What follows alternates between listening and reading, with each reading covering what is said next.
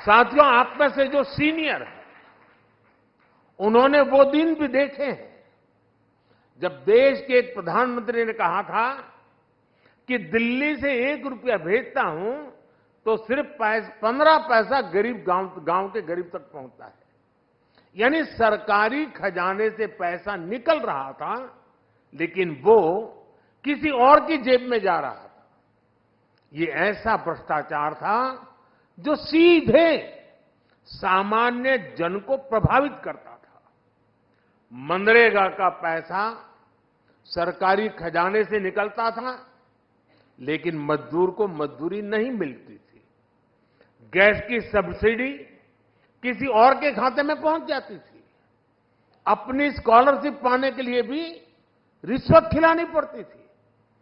10 साल पहले तक जो सरकार में थे, उनको ये सूट करता था, उनकी राजनीति को ये सूट करता था। लेकिन साथियों, हमने सरकारी खजाने की इस लूट को पूरी तरह से बंद कर दिया। हमने जनधन, आधार और मोबाइल की त्रिशक्ति बनाई। हमने डायरेक्ट बेनिफिट ट्रांसफर डीबीटी के माध्यम से 34 लाख करोड़ 34 लाख करोड़ रुपए सीधे लाभार्थियों के बैंक खाते में पहुंचाए। अगर पहले वाला हाल होता और 1 रुपया और 15 पैसा वाली थियरी होती तो 27-28 लाख करोड़ रुपए गरीबों तक कभी पहुंचते ही नहीं, कहीं और चले जाते। 27-28 लाख करोड़ अलग अलग योजनाओं के करीब 10 करोड़ फर्जी लाभार्थी,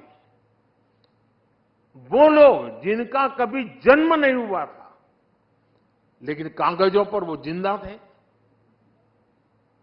योजनाओं के हकदार बन गए थे। हमने ऐसे 10 करोड़ फर्जी नाम हटाए हैं। इसका मतलब उसका बेनिफिट लेने वाले लोग क्या मोदी का जय जयकार करेंगे क्या?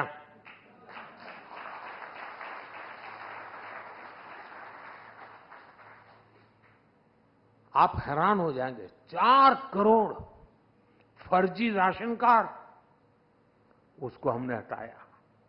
आप कल्पना कीजिए, ये कितना बड़ा घोटाला था, गरीबों का कितना बड़ा हक मारा जा रहा था।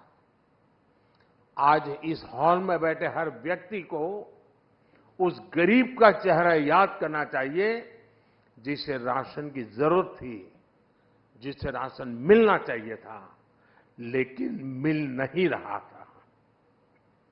वो गरीब सरकार को कोसता था, अपनी किस्मत को कोसता था।